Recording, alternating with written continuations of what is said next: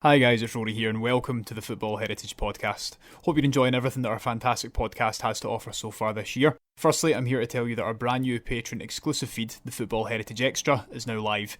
You can subscribe for £3 per month and that gives you access to an additional exclusive podcast every Thursday. We've designed our patron exclusive content to be a wee bit more casual, more niche and full of exclusive insights and interviews with our friends, contributors and other people working within football. Links to subscribe are in all of our episodes, show notes as always. Looking forward to seeing you over there. Secondly, if you enjoyed last week's show, it would mean the world to us if you could leave a review on Apple and Spotify, or if you're listening on YouTube, a comment and a like. It really helps the algorithm pick us up and does so much for pushing us in front of new listeners every week.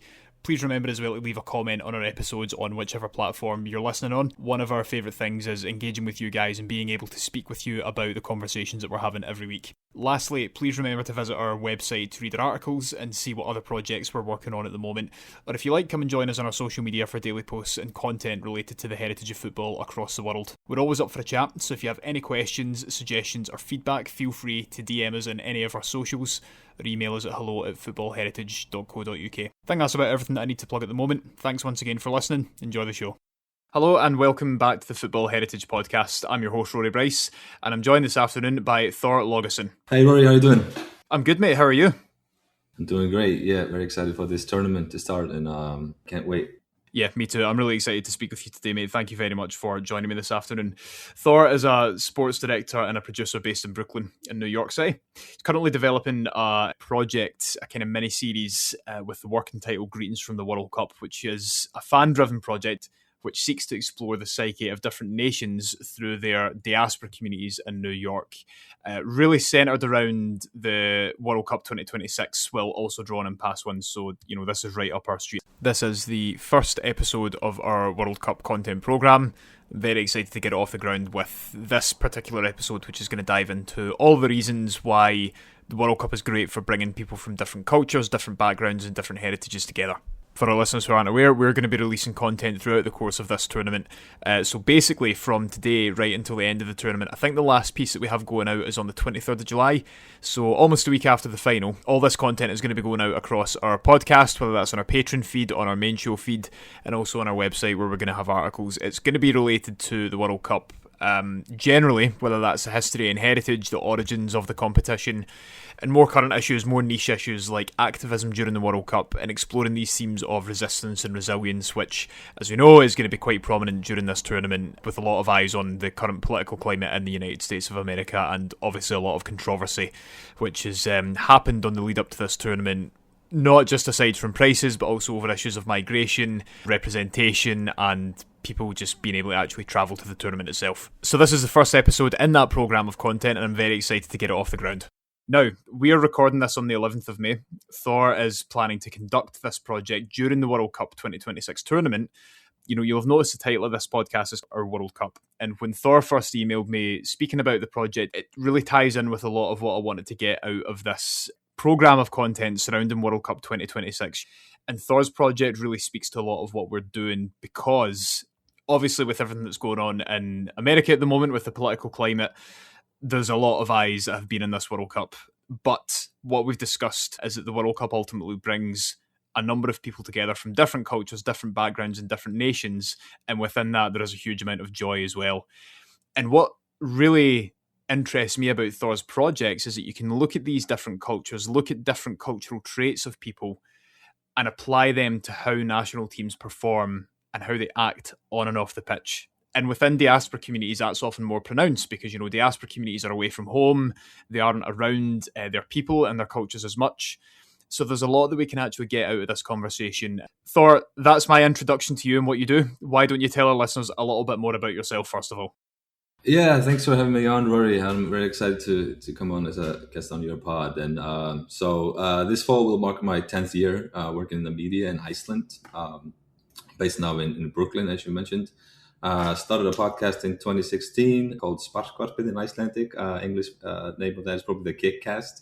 We covered a lot of sort of very original name, right? Where we covered mostly off-pitch subjects, some historical, such as the Gran Torino team. Other was more cultural, such as the facts of the Captain Tsubasa, the anime in Japan, and the effects of that on Japanese soccer. So I've been always fascinated by topics like that. We covered the Old Firm, for example, speaking of Scotland, and it was everywhere from drug lords in Serbia to kind of Graham Potter's musical with Östersund. So it was very Fantastic. it was a broad spectrum. But then I moved out to TV in 2019. I've been doing that since almost for 7 years now. First in graphics, doing live matches, soccer matches. Then later became a director and actually directed Iceland's coverage of the last World Cup in Qatar, as well as the Euros in 2024. So it's been a passion of mine throughout my life. Like most listeners probably just got hooked on Championship Manager. I remember the first match I attended was Iceland-France, and Iceland, actually France at that time, I had just become world champions in '98, and we actually drew France that game, which was in Iceland. And that's kind of, you can imagine how that's the start to someone's kind of football journey. And then was lucky enough to go to the World Cup in 2018. That was more of that was like a little bittersweet moment. Went to Iceland's match against Nigeria, which was probably the most deflating loss Iceland has ever had in that run up to the tournament, and actually at the tournament. Sorry. So it's had an enormous effect. This sport has had an enormous effect on my life, and yeah. So that's basically my background. And a little bit on this project, I started saving money in 2019 when I lived in Iceland. I just got into TV and didn't know then today that I would be living in Brooklyn, but that was always the goal, to be here for this tournament. And there's something about the '94 tournament that just I don't know how to phrase it really, but like there was something so fascinating about it, the stadiums, the documentaries from that tournament, and I just felt as an outsider I need to see that, and here we are. Yeah, every World Cup has its own vibe and its own identity, especially when you look at it through photos. And likewise, USA '94 is so underrated for that. Yeah, And also, when you consider a lot of discussions we've had in this podcast anyway about, soccer history in America, like that being the starting point for a lot of modern soccer is really, really interesting. And to be fair, it was a great tournament. There's lots of stories that we can cover from that. And obviously, this project appeals to me for a number of reasons. The very first thing that I wanted to ask you was where you got the idea for this to specifically speak with people from diaspora communities and not just people who are visiting from the World Cup. Because, obviously living in New York, you're a member of the Icelandic diaspora, so you'll be aware of that yourself. But yeah, within discussions and heritage discourse around diaspora communities, the identities that we feel being based at home, if you're a member of a diaspora community, is almost multiplied by 100 because you're somewhat disconnected from the community. You're not at home. You're not where you should be. Or it's almost more pronounced because you're carrying part of your identity and your culture elsewhere in the world with a community that is somewhere where you didn't grow up, for example. And I think for me, that's where the diaspora communities and football, there's so many interesting conversations that you can have within that. So I wanted to know why it was you specifically wanted to speak with diaspora communities about this. Yeah, that's a huge question. And where does someone start in a project like this? And and if you don't mind me taking it back a little bit, this project started not as a diaspora project, actually more as a sort of podcast on different nations. And as you were kind of touching on earlier, Rory, before we went on, is that you can cover a tournament of the World Cup stature in so many ways. And my first thought was to carry it about past events, how they have transformed then more current stages for different nations, and I wanted to look at one nation at a time, and then just kind of I've been developing things for a while. The original idea actually came from, and this is a cool story. It came from just actually reading a book, which is not that maybe cool, but just a book of Alex Bellows. He's an author. He wrote a book called Futebol, A Brazilian Way of Life. And I just got so hooked on that book. And there's a chapter in that book where he goes to Manaus in Amazonas, in the Amazon. And he stumbles upon, was probably pre-planned, but how he phrases it in the book is that he kind of stumbles upon this tournament called the Peladão, which is the biggest amateur, I don't know, I'm not sure if you heard of it, but it's the biggest amateur tournament in the world. And the catch with that tournament is actually that there are hundreds of teams competing in the Manaus, in the muddy pitches of Manaus, in the middle of the Amazonas, where kind of life is a little different to what we're used to here in the Western Hemisphere. It's a knockout tournament. The catch is that every team has a beauty queen that serves as their lifeline in the tournament. So if they actually get knocked out, they can kind of display their beauty queen against the team that beat them. And if she if she is prettier, they actually are allowed back into the tournament. And there have been a few teams that have actually won that tournament with doing so. And I just thought it was such a Brazilian thing, man. I mean, it was just, I don't know if I hope I'm not offending anybody by saying that, but it's just the cultural trait of that tournament just got me really hooked on Brazil. And started studying Brazil as a nation, as a football nation. There were so many parts that were unexplored that I hope to get into maybe later on this pod. But then I moved to New York, and I've been actually directing the sport of handball, which I'm not sure how aware your audience is of. It's a team sport where you play with your hand. Yeah, handball is not something that's massively popular within Scotland. I say not massively popular, it's played, but obviously in Scotland and England, football is the number one sport. Across Europe, you've got sports clubs where the football team is the biggest and most well-known aspect of it, but handball, especially in Portugal and Iceland, very, very popular sport. Very popular in Iceland. It's a huge thing, and it's almost the biggest TV event every year when Iceland plays at a tournament in January. But aside from that, yes. So I kept coming to New York. I had this idea and I was always working on it. And then I got introduced to the handball scene here in New York, actually, where you have 30 players from 30 different nationalities. And I think that's where I kind of knew where I was going with this. I needed to explore, hearing the stories from the people's backgrounds, and also what brought them there, what they're trying to, handball is not a sport you get paid a lot of money for. You kind of have to, it's a passion of the people.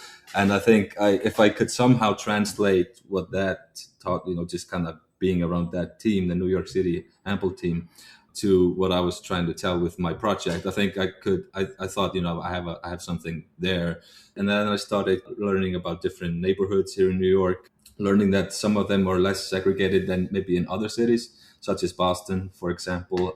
My neighborhood here in Brooklyn, in Flatbush, used to be a Jewish community. Now it's mostly Caribbean. So there's so many parts in this city, so diverse to explore this topic, especially, and with the World Cup being now here, and this sort of being a city, that's kind of, it's like a stage. It's like, it's almost like a World Cup of its own, if you look off the pitch as well. And New York already has such a great, obviously heritage within diaspora communities and migration more generally. Obviously, within football, they had the Cosmopolitan Soccer League in the New York Cosmos. Cosmos is short for Cosmopolitan. They're not called Cosmopolitan for no reason. It's because people from loads of backgrounds and different cultures came to play here. Yeah. And obviously, in New York, I guess famously, you have the Irish community, you have the Italian community, but also you have communities of people from the Balkans. You have communities of people from the Caribbean, as you mentioned, from South America.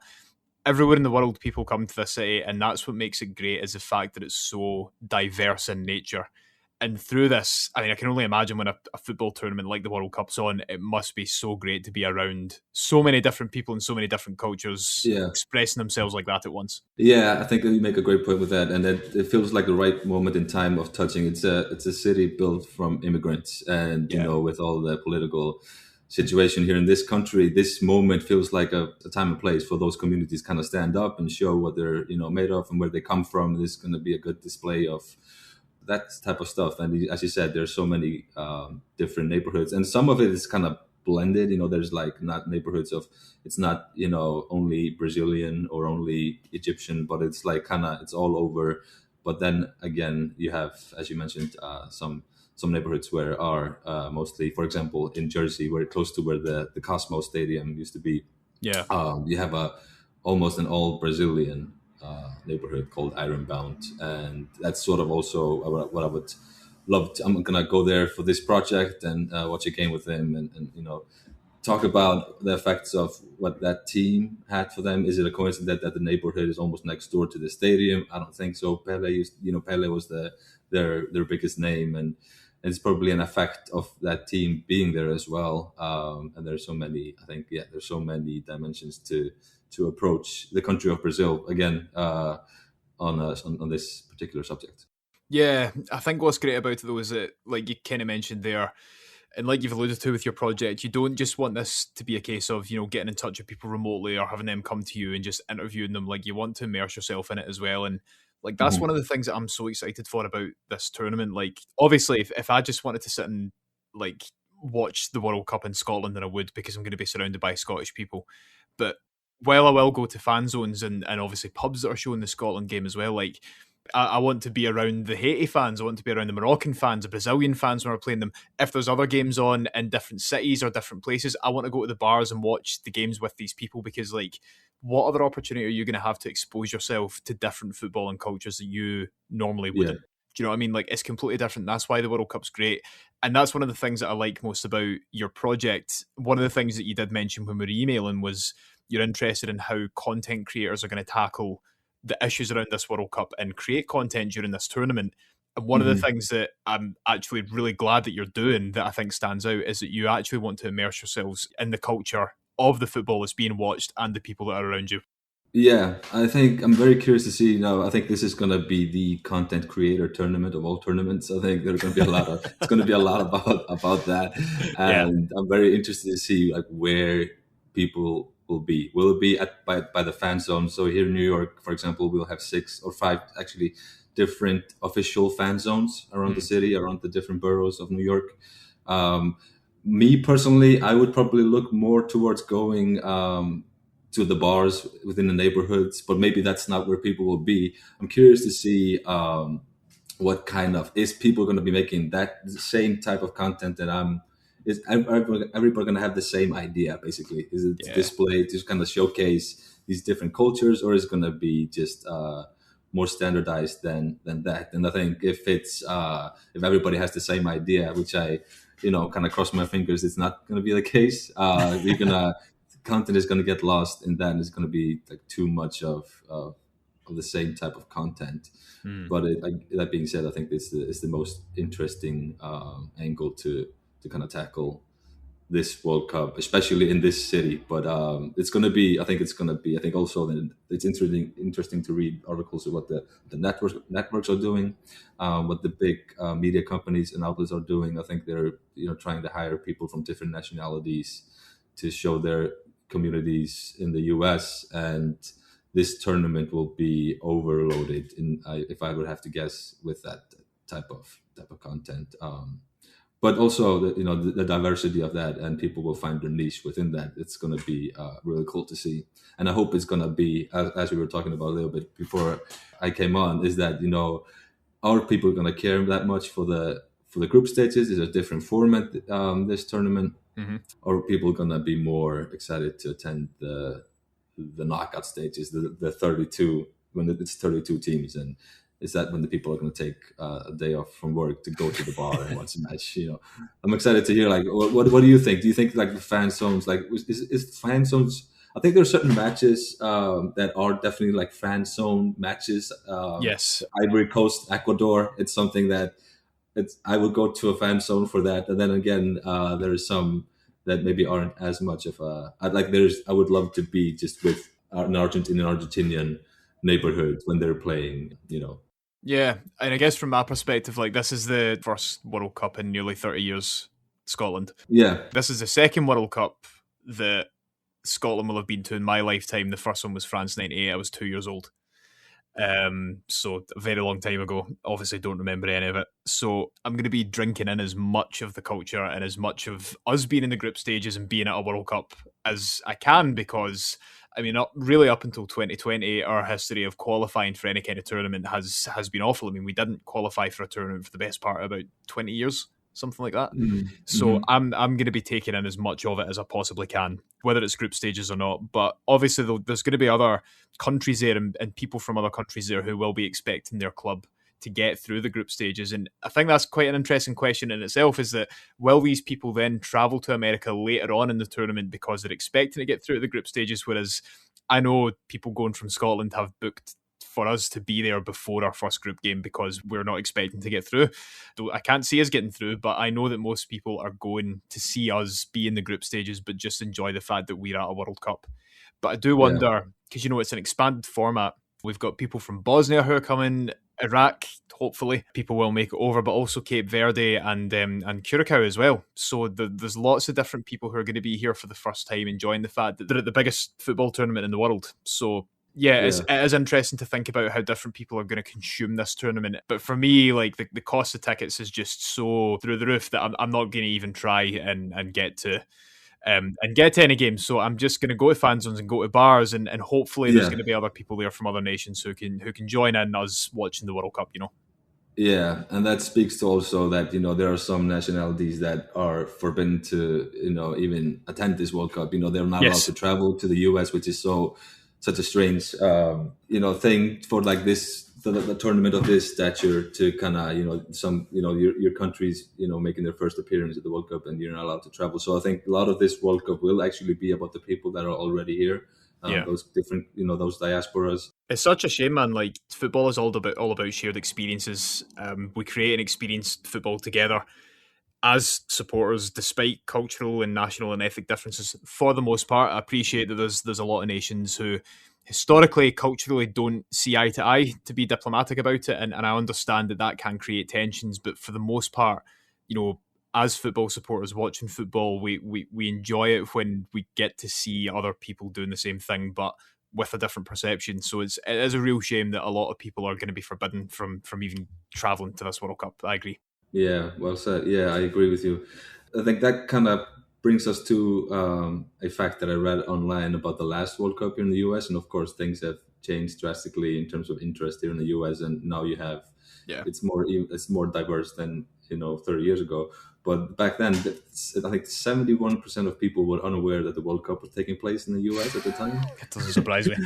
So what? No, and I mean, I love that documentary that BBC made about the tournament, where they're kind of just walking on the streets of Portland and asking people if they were aware or not, and they were just asking them questions about the sport, how much they knew about it, and it was just as an outsider, it was just a hysterical thing to watch, having because the rest of the world is well aware and everybody knew that at that time that was happening, and then especially they got later to the tournament, and the action on the field was so fascinating as well. So like just people if it's gonna be like that, that you'll have less of tourists coming into the country and more of the locals. How are they gonna, because they're not on vacation, they're working, they'll be occupied with their stuff. Are you going to be aware that the tournament is going on, or is it going to be a 50-50 split?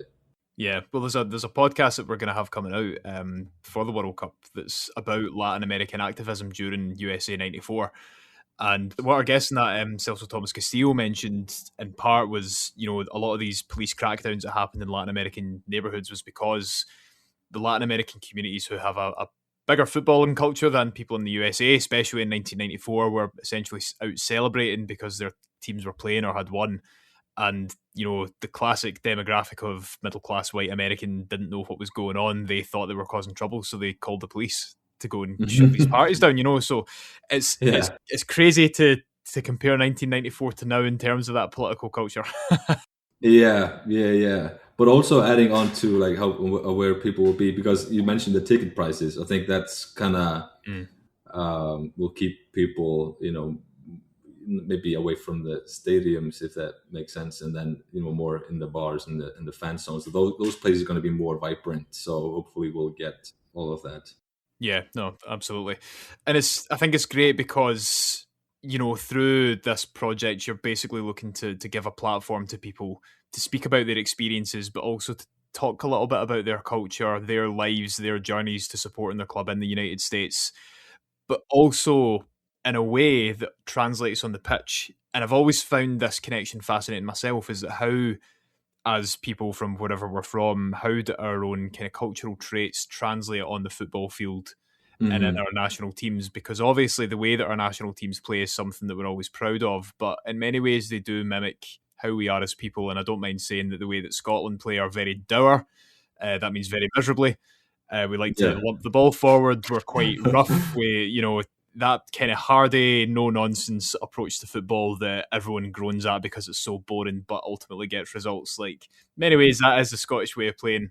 And a lot of people Yeah. might even say, well, if we did play, aggressive, fast flowing, attacking, tricky football, is that the Scotland way of playing? Probably not.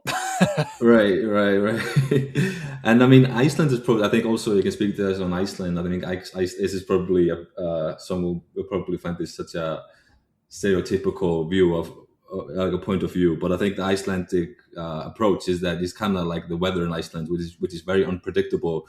We kind of, hope for the best, fear for the worst, and we'll show up in any weather. That's sort of the Icelandic way of, I think you can apply that to football as well, because we're inferior to most other nations, and we only made the World Cup. Our football level is not as good as the biggest nation. So I think something like that, where's the psyche of the nation, and you can portray that on the pitch. And for Brazil, again, because I've studied them so much recently, I think there is the sport is. It's a pathway to a better life for so many people and Yeah. countries. So it's the biggest exporter of talent. There is a way, sort of like a clever workaround and a cultural quirk. It's like that, and that is actually the art of bending the rules without breaking them. I think that's sometimes displayed with a lot of players going back in history, whether it's Garrincha or it's Ronaldo or Ronaldinho even, and it reflects society in many ways and reveals the kind of the beautiful vulnerability beneath the brilliance of the nation and the players. Yeah, it's so true. And I think as well, depending on which nation you're from, you have different rituals, you have different pre-match rituals as well. Like for Oh us, we'll get our kilts on, we'll get our Glengarry hats on, and we'll go out and we'll have a party. Instead of often, going to the World Cup to get drunk, people will say the Scots will turn up drunk. This idea, and it's a very negative stereotype, but this idea that we enjoy a drink and that we tend to turn up to these tournaments already having drunk the place dry is very prevalent. But it's also like how much how, of that is true? No, I'm kidding. well, I mean, look at Germany, where there was one town in Germany during Euro 2024 which literally ran out of beer. yeah, exactly. But it's like how Americans, they enjoy tailgating. That's a big part of their sports culture. And Brazilians and other people from South America will like to have a barbecue or a grill during it as well. There's all these different rituals that are attached to different people doing different things. Yeah, and then you look at certain play styles like the I know Italy is not at this World Cup, but the Catenaccio play style. The style of play that Italy has been known for decades. How much is that a part of their sort of daily, like their approach to life in general? Is that I think Yes. there's some you can connect the dots between that, and then you can also transfer something similar to Brazil with the Yoko Bonito, and even Definitely. how far how you want to go, like with the Egyptians, with the Scottish, the Haitians. I think there's always those elements that I'm very excited to explore, and I think without being, like you said, being too stereotypical. And what ideas will I have after having explored those things? I think that's what's the most excited to see, that type of that aspect of the game, if that makes sense. No, 100%. And as I said, it's what I'm most excited for as well. When else am I going to get to see or meet people from Haiti? There is probably Haitian communities within Scotland, within Glasgow and Edinburgh, but they don't frequent places that I frequent because they're within their own communities, and that's fine and that's great. But whenever am I going to get the chance to meet them and speak with them properly, or anyone else that's traveling? And that's what I'm so excited for. But like you said as well, and like we've touched on with all these things, it's also about breaking down negative stereotypes. Like I don't want to go to the World Cup and have everyone presume I'm an alcoholic because I'm not. And I can imagine that a lot of other people from different nations will be hoping that people don't assume the same of them as well. Because with a lot of these things, it's also about the other way around. How people project perceptions onto other citizens of different nations, other people of the world, and different forms of generational trauma and issue that comes with that as well, which I think a lot of people will need to be cautious of, but might not necessarily be aware of. And I think also we in our emails you were talking about if the tournament is kind of owned by the supporters or not.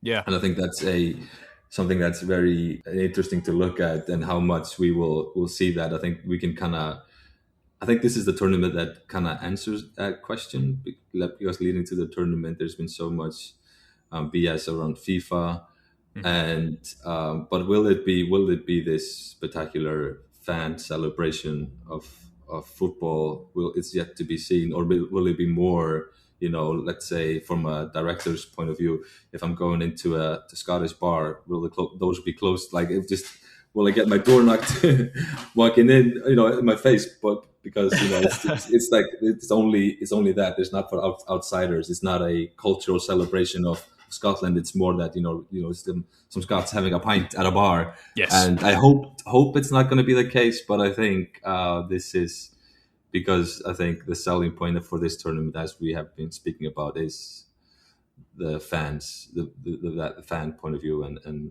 the sort of action of the field and in the bars, if you may call it that.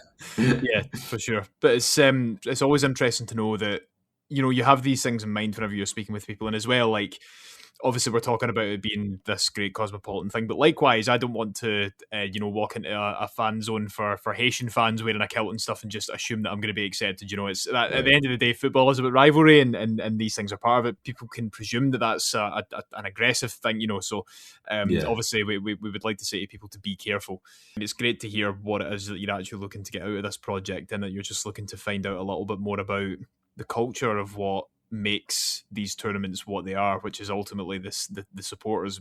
Whenever we're watching it on TV, it's always obviously the people that you see in the stadiums, and then there's some other content created around people who are watching from their neighborhoods or from home or with their communities and whatever. But I think some proper independent media exploring what it is that makes this tournament important for people is something that, especially for USA, Canada and Mexico 2026, is vitally important given the current political crisis.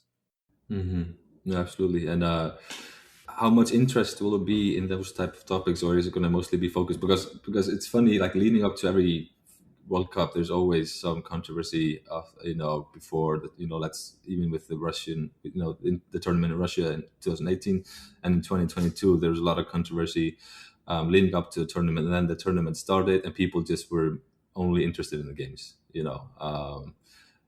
So how much space will there be for topics such as we are talking about here today? I know that doesn't touch on the controversy, but I think I'm just curious also to see how people are going to consume this tournament. If it's going to be more a newer approach to it, or if it's going to be more of the same, and how much fans are going to play. Again, how much fans are going to play a part of it.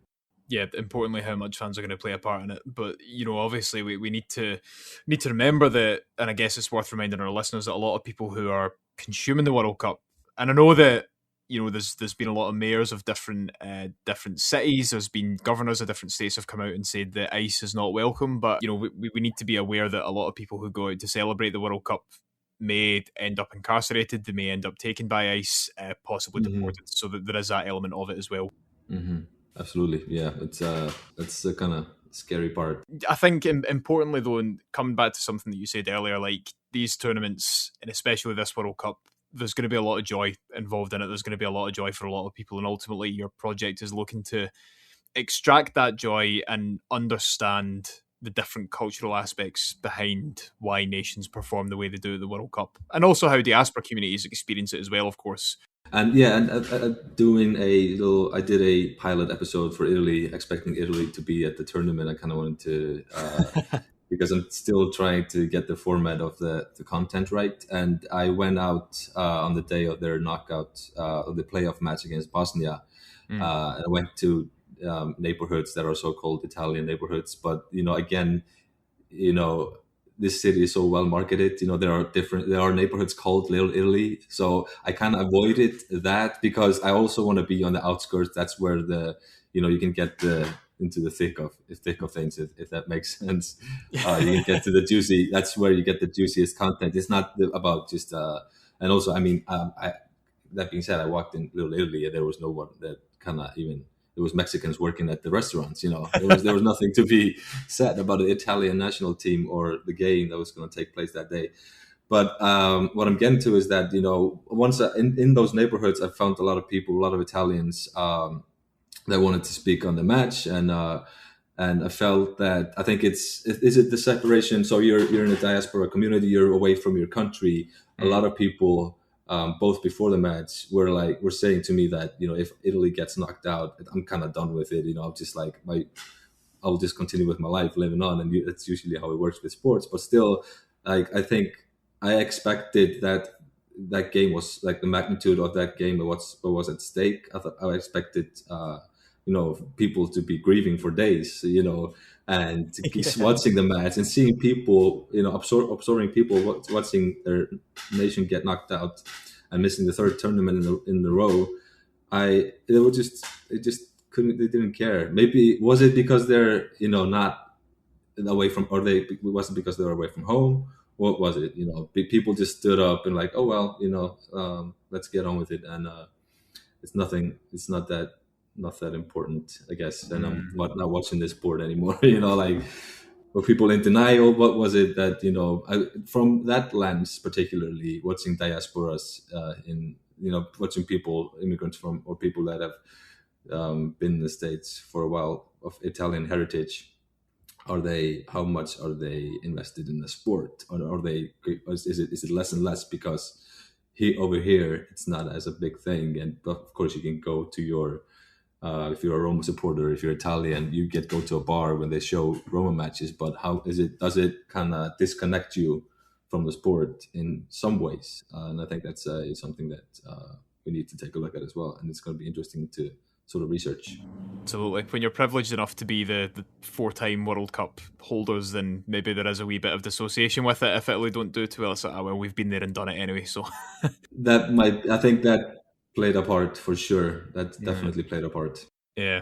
Are there any nationalities or diaspora communities in particular that you're looking forward to speaking with? Because obviously this World Cup is touched on earlier. There's a lot of nations that haven't been before that are going to be coming, whether or not physically to America or not. But within diaspora communities who are based in the US, it's a chance to speak with them about their football culture as well. Yeah, I think you have to touch on this earlier as well. I think you need to be original with your content, and I have an idea to go to try to find a person from Curaçao. Being an Icelander, it used to be we were the smallest nation ever to qualify. Now they are, so kind of like a handshaking moment between an Icelander and a person from Curaçao.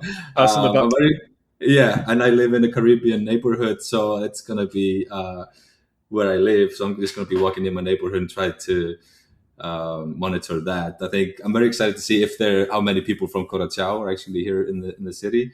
But of course, the Iranian community, I would love to get close to that if possible. Brazil, absolutely, in Arabond, as I've mentioned so many times on the podcast. And yeah, I think those are the kind of the main ones. And then the Haiti as well. I think I would love to, go to a Caribbean, Jamaica, like a jerk chicken sort of barbecue in Prospect Park party, pre-game party before a match with Haiti. I think that would be so. There would be a lot of cool visuals for that, and I think they would be really excited to speak to them. I mean, I live in that neighborhood, so I know the people from Haiti, but I think to kind of for other people to see, I think I'm very excited to do that. So those are the kind of the main ones, and also I think you need to feature the previous winners and the biggest nations that are at the tournament. For Explore how people from England and Scotland. What do you think about the Americans, how they approach the game? I think what are the differences between, even in the language, how they speak about the game, how they're going to get along. I think there's some parts that I want to talk about on that as well. Yeah, that's interesting. It's great to hear. It'll depend on how the project unfolds, but once this is out, obviously you're going to release it. We'll be able to listen to it. We'll be able to take your lessons from it as well. What's your plans for after that? Because this has the potential to be something that is really great in terms of football, not just content, but also learning for different people. It has a great potential to be like an educational thing for different people as well. Do you have any plans for after the project's out, once you've gathered feedback from it, once you've taken lessons from it, refined it a little bit more? What do you see yourself doing next with this project? Is it a case of just waiting for World Cup 2030, or would you like to roll it out again a little bit sooner? I think so. Two things, actually, main ideas that I have after the tournament is kind of touching on that handball thing as well. Nice, yeah. Talk about, because now we have the Olympics in 2028. I would love to document, as I said, with the New York City team, there are people that are trying to qualify for the American national team, the U.S. men's national team for that tournament I would love to document the stories of those players here in New York and around, in other places in the US. But mainly, what I want to say is that every team, every European team, I pay such close attention to the European, the top 5 leagues, and even whether it's like a Red Star Belgrade, or the European game. I would love to kind of explore the fan culture, because there's every team, every major team in Europe has a fan club here in New York. Met someone recently that goes to a bar in Manhattan to watch Frankfurt games every Saturday.